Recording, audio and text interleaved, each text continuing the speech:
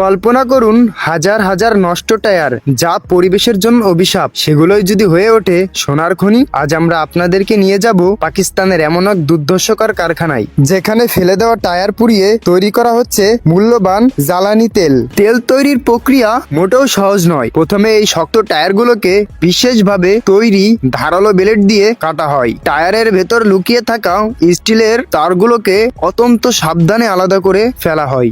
এই কাটা টায়ারগুলোকে বিশেষ এক লোহার সিলিন্ডার বা চুল্লির ভেতর ভরা হয়। এরপর চুল্লির মুখ এমনভাবে বন্ধ করা হয় যাতে এক বিন্দু বাতাস ভেতরে ঢুকতে না পারে।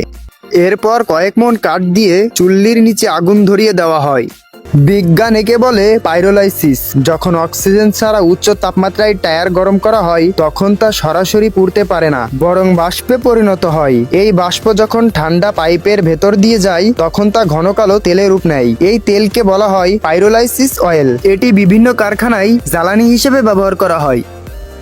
একটি টায়ার প্রাকৃতিকভাবে মাটির সাথে মিশতে প্রায় 4000 বছর সময় নেয়। তা বর্জ্য থেকেও সম্পদ তৈরি করতে পারে। আপনি কি চান এই ধরনের প্রযুক্তি বাংলাদেশেও আসুক? আপনি কি মনে করেন এই পদ্ধতি আমাদের জন্য বা আমাদের পরিবেশের জন্য নিয়ামত স্বরূপ নাকি অভিশাপ? আপনার মতামত কমেন্ট করে জানাবেন। আজকের এই ভিডিও ভালো লাগলে লাইক দিন। এমন রহস্যকর ও রোমাঞ্চকর ভিডিও দেখতে আমাদের সাথেই থাকবেন এবং আমাদের চ্যানেলটি সাবস্ক্রাইব করবেন। এই টায়ার তৈরির পুরো প্রক্রিয়া দেখতে চাইলে নিচের লিংকে ক্লিক করে দেখে আসতে পারেন।